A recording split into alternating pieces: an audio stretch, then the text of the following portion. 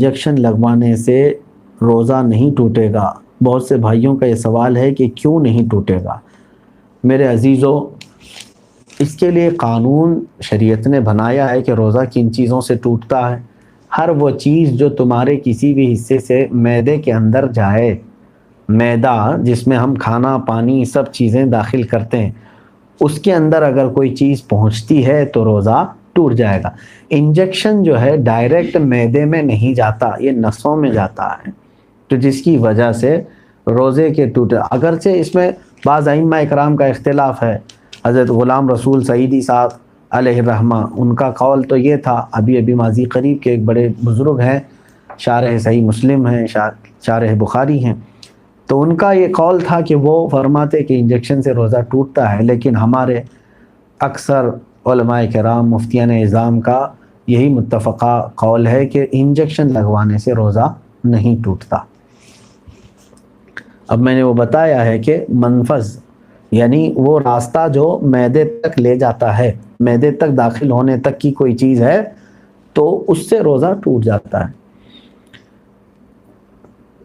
کوئی دوست یا احباب جو غریب ہے اسے بنا ظاہر کیے صرف دل میں نیت کر کے زکوٰۃ دے سکتے ہیں؟ بالکل دے سکتے ہیں۔ سامنے والے کی آپ کیفیت کو جانتے ہیں کہ یہ غریب ہے، مستحق ہے، لیکن غیرت کی وجہ سے، حیا کی وجہ سے ہاتھ نہیں پھیلاتا، مانگتا نہیں ہے، تو آپ اسے عیدی کہہ کر کے بھی دے سکتے ہیں، نذرانہ کہہ کر کے بھی زکوٰۃ کا مال دے سکتے ہیں، کوئی حرج نہیں ہے، کیونکہ اس کو نیت کرنا ضروری نہیں، زکوٰۃ دینے والے کے لیے نیت ضروری ہے کہ تم جب دے رہے ہو تب زکوٰۃ کی نیت ہونی چاہیے۔ میرے پڑوسی کو سائنس کا مسئلہ ہے تو کیا وہ روزہ رکھ سکتے ہیں؟ سائنس جہاں تک میں جانتا ہوں یہ ناک کی بیماری کو کہہ رہے ہیں، یعنی یہی ہوگا میرے خیال سے، اسی کو کہہ رہے ہوں گے، سانس لینے میں تکلیف ہو رہی ہو، تو ایسی کوئی تو یہ روزے کے معنی چیز نہیں ہے، انہیں روزہ رکھنا چاہیے۔ روزہ چھوڑنے کے جو عذر ہیں وہ ایسی بیماری کہ اگر وہ روزہ رکھ لے تو بیماری میں اضافہ ہو جائے گا، شدت بڑھ جائے گی اور جان خطرے میں پڑ جائے گی، ایسی بیماری ہے تو اسے روزہ چھوڑنے کی اجازت ہے۔ باقی اگر یہ سردی بخار وغیرہ میں اگر روزہ رکھ سکتا ہے تو اس کو رکھ لینا بہتر ہے۔ میرے پڑوس اگر ہمیں یہ پتہ نہیں ہے کہ ہماری کتنی نمازیں قضا ہو چکی ہیں تو اس کو کیسے ادا کرنا ہوگا؟ مثلا میری عمر 24 سال ہے، آپ کو پتہ ہونا چاہیے کہ آپ کتنے چھوڑے ہیں اور کتنے پڑھے ہیں، کیونکہ ظاہر سی بات ہے عقل والے ہیں آپ کی عمر آج 24 سال، جیسے صاحب آپ کہہ رہے ہیں 24 سال آپ کی عمر ہے اور آپ کو معلوم نہیں ہے کہ کتنی چھوٹی ہیں، لیکن آپ کو شریعت نے ایک طریقہ یہ دیا ہے، اندازہ کرو، ہو سکتا ہے تم پر نمازیں فرض کس عمر سے ہوئی، مثال کے طور پر 12 سال سے، سب پر ہوتی نہیں ہے، جب بالغ ہوا اس وقت سے نمازیں فرض ہوئیں۔ اب یہ 24 سال والے جو ہیں، میں ایک فار ایگزامپل بتا رہا ہوں، ہو سکتا ہے ان 14 سال میں بالغ ہوئے، نماز فرض ہوئی 14 سال کی عمر سے، 14 سال سے لے کر 24 سال ان کی عمر ہے آج، تو کتنے سال ہوئے؟ 10 سال۔ اتنا تو آپ کو خود معلوم ہوگا کہ ان 10 سالوں میں میں نے کتنے سالوں کی، سب ملاؤں گا اگر تو کتنے سال کی نماز بنے گی، ہو سکتا ہے آدھا کر لو، اور اس میں بھی ساری نمازیں ایک طرح کی نہیں ہیں، کچھ لوگوں کی اکثر نمازیں اگر چھوٹی ہوں گی تو فجر چھوٹی ہوگی، عشاء چھوٹی ہوگی، اور اکثر پڑھی ہوں گی تو مغرب یا عصر یا ظہر یہ پڑھی ہوئی ہوں گی، تو آپ کو ایک اندازہ کرنا ہوگا غالب گمان۔ 10 سال میرے اوپر نماز فرض ہو کر کے اتنا عرصہ ہو گیا ہے، میں نے مغرب کی نماز اس میں سے 8 سال تو پکا پڑھا ہی ہوں، شاید ہو سکتا ہے سب ملا کر کے جو چھوٹی ہوں گی میری وہ 2 سال کی ہوں گی۔ عصر کی نماز اور ظہر کی نماز میرے خیال سے میں نے 6 سال تو پڑھائی ہوں، یعنی پوری ملاؤں گا پوری نمازیں تو وہ 6 سال کی بن سکتی ہیں، 4 سال کی اگر سب چھوٹی ہوئی جمع کروں گا تو 4 سال کی بن سکتی ہیں۔ تو ہوا یہ کہ مغرب کی چھوٹی ہوئی کتنی ہوئی؟ 2 سال کی، ظہر عصر کی چھوٹی ہوئی 4 سال کی ہو گئی، 6 سال پڑھا ہوگا اور 4 سال چھوٹی ہوگی۔ اب آتا ہے عشاء کا نمبر اور فجر کا نمبر، تو آپ یہ سوچ لو کہ یہ 10 سالوں کے اندر ہو سکتا ہے 1 سال پوری نمازیں ملا کر کے میں نے فجر پڑھی ہوں گی، 9 سال تو میری فجر باقی ہوگی، اور عشاء کو آدھا کر لو، تو ہر نماز کو آپ کو ایک غالب گمان بنانا پڑے گا۔ اچھا ہے کہ آپ نے 24 سال کی عمر میں سوال کیا ہے، اب 60 سال کی عمر میں مجھ سے سوال ہوتا تو میں اسی انداز سے بتاتا۔ تو اب آپ کو اسی طرح کی نمازیں پڑھنا ہے۔ اب مثال کے طور پر فجر کی آپ نے اندازہ کر لیا 10 سال کے عرصے میں میری کل نمازیں جو چھوٹی ہیں وہ 9 سال کی چھوٹی ہوں گی، میں نے شاید 1 سال کی پڑھی ہوں، یا آپ کے اوپر ہے، میں اگزامپل بتا رہا ہوں۔ تو اب آؤ اس کی شروعات کرنے کے لیے قضا نمازوں کی۔ اب فجر کو پہلے کمپلیٹ کرنا چاہیں اس کو کر سکتے ہیں، ایک ایک نماز کو بھی پکڑ کر کے کرنا چاہیں تو کر سکتے ہیں۔ اب میں نے صبح شام کنٹینیو فجر کی قضا شروع کر دی، دن میں 50 رکعتیں پڑھ لی، 50 رکعتوں کا مطلب ہوا 25 دن کی فجر کی نماز قضا ہو گئی۔ اب اس میں شریعت نے آسانی بھی تمہیں دی ہے، قضا نمازیں صرف اور صرف فرض نمازوں کی قضا ہوگی، کسی بھی سنت اور نفل کی قضا نہیں ہے۔ فجر کی 2 رکعت قضا، ظہر کی 4 رکعت قضا، عصر کی 4 رکعت قضا، مغرب کی 3 قضا، عشاء کی 4 فرض اور 3 وتر کی قضا، کل ملا کر کے کتنی ہوتی ہیں؟ 20 رکعت۔ 20 رکعتیں دن کی ہوتی ہیں، لیکن ابھی میں چل رہا ہوں فجر کی۔ اب ہو سکتا ہے آپ یہ سوال کریں گے کہ میں نیت کیسے کروں، کون سے دن کی، سنیچر کی، اتوار کی، پیر کی، منگل کی، کون سی؟ ظاہر سی بات ہے اب آپ کے پاس اندازہ ہی نہیں ہے کہ کون سے دن کی چھوٹی ہے۔ اس کے لیے بھی شریعت نے یہ چھوٹ دی ہے کہ آپ جب نیت کریں گے یوں نیت کریں، اے اللہ میں اس فجر کی 2 رکعت فرض نماز قضا کی نیت کیا جو میری زندگی میں پہلی چھوٹی ہے۔ کیا نیت کریں گے آپ؟ میں نے اس فجر کی 2 رکعت فرض نماز قضا کی نیت کیا جو میری زندگی میں سب سے پہلے باقی ہے۔ ہر 2 رکعت پہ یہی کہنا ہے آپ کو، کیونکہ جب وہ ادا ہو جائے گی تو جو پہلے ہے وہ آتی جائے گی۔ تو 9 سال کی قضا ہونے تک آپ کو یہی نیت کرنا ہے جو میری زندگی میں پہلی باقی ہے۔ ظہر کی بھی کرنا ہے یہی، میں نے اس ظہر کی 4 رکعت فرض نماز قضا کی نیت کیا جو میری زندگی میں پہلی باقی ہے، یعنی ترتیب میں اب جو پہلی باقی ہے اس کی میں نے نیت کر لیا، پھر اس کے بعد یہ آتی جائیں گی۔ اب مثال کے طور پر 100 نمازیں آپ کی ہیں، آپ نے نیت کر لیا میں نے اس ظہر کی 4 رکعت فرض نماز قضا کی نیت کی جو میری زندگی میں پہلی باقی ہے، تو 100 پہلے نمبر والی ہو گئی، اس کے بعد 99 بچے، لیکن جو دوسرے نمبر پر تھی نماز اب وہ کون سے نمبر پر آ جائے گی؟ پہلے نمبر پر آ جائے گی نا پھر سے۔ تو ہمیشہ یہی نیت کرتا جائے گا جب تک کہ وہ 100 پوری نہ ہو جائے۔ نیت بھی آپ کو سمجھ میں آ گئی قضا کے لیے۔ اب اس میں چھوٹ بھی دی گئی ہے، آپ کو رکعتیں چھوٹی کرنے کا بھی حکم ہے، یعنی اس طرح کے آپ کو مختصر کر سکتے ہیں آپ۔ مثال کے طور پر نماز میں سورہ فاتحہ پڑھا، آپ انا اعطینا اور قل هو اللہ احد پڑھ رہے ہیں، چھوٹی صورتیں پڑھ رہے ہیں، یہی کنٹینیو چاہے تو ہر رکعت میں پڑھ سکتے ہیں، ہر نماز میں 2 صورتیں پڑھی، اور تسبیحات جو ہیں رکوع اور سجدے میں وہ 3 پڑھ رہے ہیں، وہ تو ٹھیک ہے، اتنی مقدار تو آپ کو رکوع اور سجدہ کرنا ہی ہے۔ لیکن اتحیات میں بھی تشہد پڑھا انگلی اٹھا کر، درود ابراہیمی اور دعائے معصورہ اگر نہیں بھی پڑھا تو اس کی نماز ہو جائے گی۔ تو یہاں اور شارٹ کر دیا گیا ہے۔ قضا کرنے والے کے لیے یہ سہولت بھی ہے، وہ چاہے تو اپنی جلدی سے جلدی یہ پوری قضا مکمل کر سکتا ہے۔ جوانوں آپ سب سے میری گزارش ہے، بڑھاپے میں انتظار مت کرنا۔ کسی بوڑھے کو میں نے قضا کرتے ہوئے نہیں دیکھا کہ پوری زندگی کی وہ قضا کر کے گیا ہو، بہت کم۔ بڑھاپے میں اصل نمازیں پڑھنے میں ہی گھٹنوں میں تکلیف، کمر میں تکلیف ہو جاتی ہے۔ دیکھتے نہیں آپ آج مسجدوں میں اچھوں سے زیادہ کرسیوں کی نمازیں زیادہ ہو گئی، کیوں؟ اس وقت ان کو اپنی فرض نمازیں ہی دشوار ہو گئی ہیں، کہاں قضا کریں گے؟ نوجوانوں آپ کے پاس آج قوت ہے، طاقت ہے، آپ روزانہ یہ آپ اپنا ایک وقت لے لو، گھنٹہ 2 گھنٹہ، میں دن میں کوئی ایک وقت مخصوص کر لوں اور اس میں صرف اپنی قضا مکمل کر لوں۔ چند دنوں کے بعد آپ دیکھو گے آپ صاحب ترتیب ہو جاؤ گے۔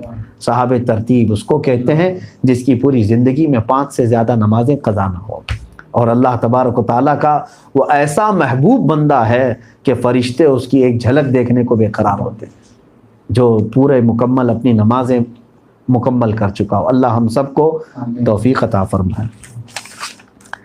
کیا نفل نماز تب تک قبول نہیں ہوگی جب تک فرض اور واجب نماز کی قضا ادا نہ ہو جائے؟ صحیح ہے۔ اب یہاں پر ایک دوسرا یہ بھی ہے کہ کچھ لوگ بہت ساری نفلیں پڑھ رہے ہیں، کوئی جو ہے حاجت کی نماز، کوئی توبہ کی نماز، اشراق کی نماز، اوابین کی نماز، کون کون سی نمازیں ہم سے پوچھتے بھی رہتے ہیں، میاں ان کے تو کھاتے میں فرض نمازیں اتنی باقی ہیں، تو اگر فرض باقی ہیں قضا تو نفل نمازیں آپ کی معلق ہوں گی، نہیں قبول ہوں گی۔ فرض جو ہے وہ قرض ہے تمہارے اوپر، اور نفل جو ہے یہ ہدیہ ہے، قرضہ پہلے دو، ہدیہ بعد میں دو، پہلے قرض ادا کرو۔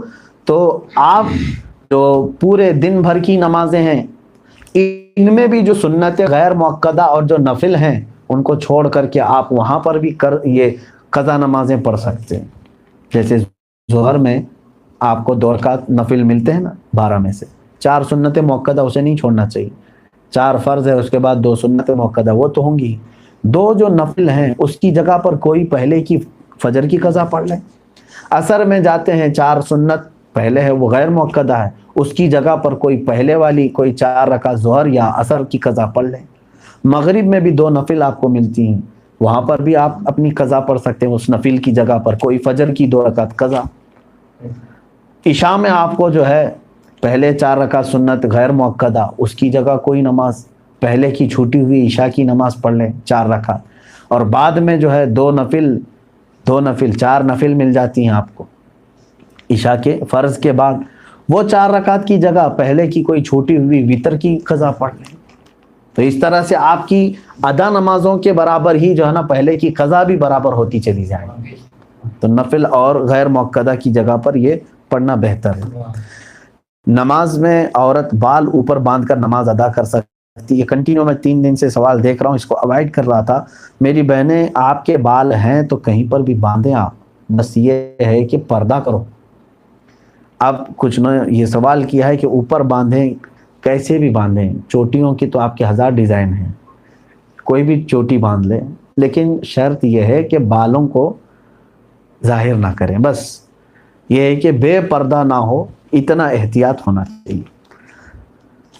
تھوڑے دنوں پہلے یہ افواہ پھیلی تھی کہ چکن تناول نہیں کرنا چاہیے، یہ ایک میرے بیان کو میں نے تفسیر قرآن کے درمیان اس چیز کو عرض کیا تھا، یہ میرا نظریہ ہے میرے عزیزوں، میں نے کوئی حکم نہیں بیان کیا کہ حلال ہے یا حرام۔ پھر سے جس نے سوال کیا ہے میں ان سے گزارش کروں گا غور سے اور ایک بار میرا وہ آڈیو سن لو۔ نقصانات اگر کوئی ڈاکٹر تمہیں بتا رہا ہے تو اس کا مطلب یہ نہیں کہ حرام ہے۔ تمہیں شوگر کی بیماری ہے، ڈاکٹر نے کہا گلاب جامن نہیں کھانا، تو کیا وہ حرام ہو گیا؟ تمہارے لیے اگر میٹھے کو اس نے منع کر دیا ہے تو اس لیے ہے کہ تمہارے لیے طبیعت میں نقصانات بڑھ سکتے ہیں۔ ارے بی پی والوں کو نمک کھانے نہیں دے رہے ہیں، گوشت کھانے نہیں دے رہے ہیں ڈاکٹر، ان ڈاکٹروں کے بارے میں کوئی کچھ نہیں بولے گا، بلکہ وہ کہتے ہیں کہ نہیں وہ صحت کے لیے کہہ رہے ہیں۔ چکن کے لیے میں ہی اتنا متنازع بن گیا ہوں کہ بہت سارے لوگ اس کے میرے متعلق الگ الگ خیالات بھی مجھے بھیج رہے ہیں۔ میرے عزیزو، آپ اگر تحقیق کرنے جاؤ، آپ دیکھیں گے امریکہ کی کئی یونیورسٹیاں اور بہت سارے ادارے انہوں نے خود تحقیق کر کے یہ اپنے تحقیقات شائع بھی کی ہیں، اور ہندوستان کے مایہ ناز اخبارات میں بھی یہ خبریں آئی ہیں کہ جو ابھی فارمنگ ہو رہی ہے چکن کی، یہ طریقہ ہانیکارک ہے۔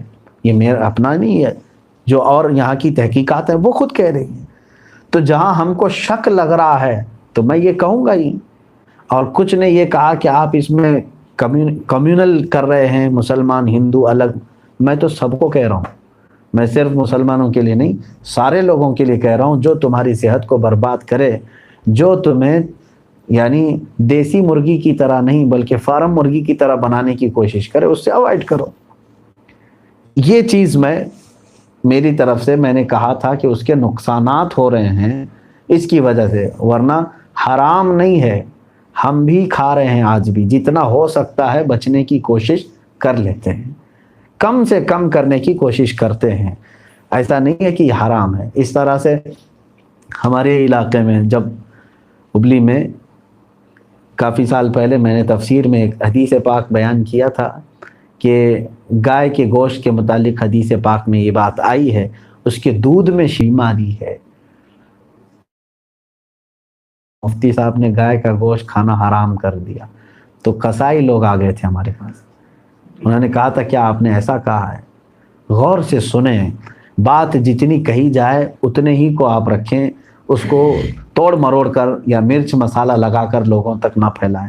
اور کچھ یوٹیوب والے چینل چلانے والے, ان کو بھی میں دیکھ رہا ہوں, کچھ بیانات کو وہ ہمارے کراپ کر کے کٹ کر کے اور ایسی خطرناک ہیڈنگ ڈالتے ہیں کہ لوگ دیکھتے ہی سہم جائیں کیا یہ ایسی بات ہو سکتی ہے. جبکہ آپ آگے پیچھے کی بات سنیں گے آپ کو خود پتہ چلے گا کہ ہم کیا کہنا چاہ رہے ہیں. اس لیے یہ چکن والی جو ویڈیو ہے یا آڈیو ہے پھر سے آپ سنیں گے تو آپ کو تسلی ہو جائے گی. اگر امام وطر میں دعائے قنوت پڑھنا بھول گئے اور پیچھے سے کوئی مقتدی نے لقمہ دیا تو کیا کرے؟ لقمہ لے لے, واپس قیام میں لوٹ گئے تو کیا حکم ہوگا؟ دونوں چیزیں دیکھیں. وطر میں قنوت پڑھنا واجب ہے. تیسری رکعت میں امام کو ہاتھ پھر سے دوبارہ تکبیر باندھ کر کے قنوت پڑھنا واجب ہے. لیکن امام بھول گیا اور رکوع میں چلا گیا تو اب امام کے لیے حکم یہ ہے کہ اب وہ رکوع کر لے, نہ پلٹے, اب واپس نہ آئے. اب وہ اپنی نماز پوری کر لے, لیکن اتحیات میں تشہد کے بعد سلام پھیر کر کے 2 سجدے کرے گا, سہو کے نماز اس کی ہو جائے گی. لیکن جو لقمہ دیا, اب اس کے لیے مسئلہ ہے کہ اگر امام نے لقمہ لے لیا, پیچھے مقتدی نے لقمہ دے دیا اور امام پلٹ کر کے آیا, پھر قنوت پڑھ کر کے پھر گیا, تو پھر بھی اس کے لیے سجدہ سہو واجب ہے, نماز ہو جائے گی. مقتدی کی بھی ہو جائے گی, امام کی بھی ہو جائے گی. لیکن پیچھے مقتدی نے لقمہ دیا اور امام نے لقمہ نہیں لیا, وہ رکوع میں ہی رہ گیا. پھر بعد میں تنگ آ کر کے مقتدی بھی رکوع میں چلے گئے کہ امام صاحب لے نہیں رہے لقمہ, اور اپنی نماز سب نے کمپلیٹ کی. تو جس نے لقمہ دیا تھا اس کی نماز باطل ہو گئی, انہیں اپنی نماز پھر سے دہرانا پڑے گی. امام نے اگر لقمہ اس کا نہیں لیا تو, اور اگر لے لیا تو سجدہ سہو کر لے امام, باقی سب کی نماز ہو جائے گی. مسئلہ یہ. یاجوج ماجوج کون ہے؟ ایک لمبا بیان ہے. قیامت کے قریب ایک فوج ہوگی, یہ 2 لوگ نہیں ہیں, ایک بہت بڑی فوج ہوگی, اتنی کہ انسانوں سے بھی زیادہ ہوں گے. یہ ہر چیز کو چکھ جائیں گے, کھا جائیں گے, لوگوں پر ظلم کریں گے, کھیتی باڑی ساری چیزیں ختم کر دیں گے. یہ قیامت کے قریب ظاہر ہوں گے. اس کے متعلق بھی میں نے کافی ان کے متعلق بیان کیا ہوں گے, آپ بیانات چیک کر سکتے ہیں. کیا عورتیں مسواک کر سکتی ہیں؟ ہاں کر سکتی ہیں. یہ شفا کے طور پر اپنے دانتوں کو استعمال, دانت ان کے اندر بھی تو ہوتے ہیں, عورتوں کے پاس بھی دانت ہوتے ہیں, تو ہاں دانتوں کو صحیح کرنے کے لیے مسواک حضور صلی اللہ علیہ وسلم نے فرمایا ہے, اور اس میں موت کے علاوہ ہر بیماری کا علاج ہے. تو پھر عورتیں بھی کیوں نہ بچیں ہر بیماری سے. اللہ سب کو شفا عطا